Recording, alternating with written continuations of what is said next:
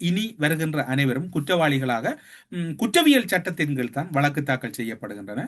அதில் பிள்ளையானை தொடர்ந்து அந்த கட்சியில் இன்னும் ஒரு சிலருடைய பெயர்கள் பட்டியலிடப்பட்டிருக்கின்றன. அதனோடு இன்னும் பலருடைய பெயர்களும் பட்டியலிடப்பட்டிருக்கின்றன.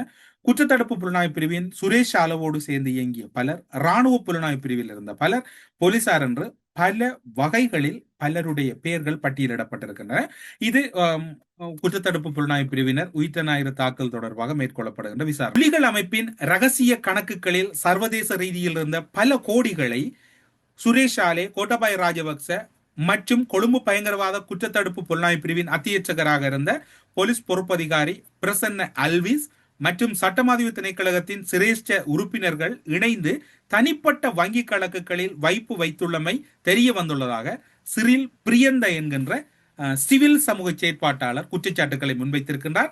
அதாவது பல கோடிகளை இவர்கள் அன்றைய காலங்களிலே தனிப்பட்ட கணக்குகளிலே வைப்பிலிட்டிருக்கின்றார்கள்.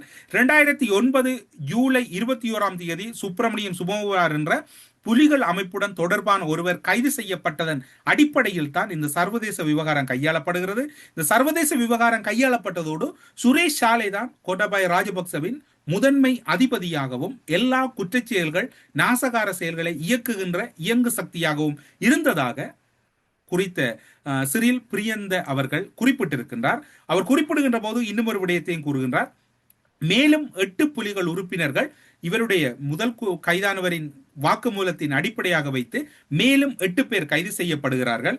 சிரேஷ்ட போலீஸ் பரிசோதகர் பிரசன்ன அல்விஸ் தனது கையொப்பத்துடன் 2010 மார்ச் மாதம் 12 தயாரித்த அறிக்கையில் குறிப்பிட்டிருக்கின்றார். அவர்தான் அல்விஸுடைய அறிக்கையில் தான் இவை இருக்கின்றன. அது மட்டுமல்லாது 2009 ஜூலை 21 கைது செய்யப்பட்ட சுப்பிரமணியன் சிவகுமாரிடம் பெறப்பட்ட தகவலின் அடிப்படையில் சர்வதேச ரீதியில் இயங்கிய புலிகளுடைய ஒரு வலையமைப்பை முடக்குவதற்கு அல்விஸ் முயற்சி செய்கின்றார்.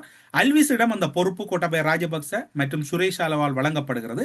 அதன் அடிப்படையில் 8 பேரை கைது செய்ய வேண்டும். அந்த 8 பேரை கைது செய்தால் பல கோடிகள் அல்லது பல கோடி சொத்துக்களை முடக்கலாம் என்கின்ற தகவல் கிடைக்கப்படுகிறது. அதாவது அந்த 8 பேர், அதாவது சர்வதேச அளவில் முடக்குவதற்கு தயாரான 8 பேருக்கும் சிவப்பு எச்சரிக்கை பிடியாணை பிறப்பிக்குமாறு கொழும்பு மஜிஸ்ட்ரேட் நீதிமன்றத்தில் சிரேஷ்ட போலீஸ் அத்தியட்சகரான பிரசன்ன அல்விஸ் மனு தாக்கல் செய்து பிடியாணை வழங்கப்படுகிறது.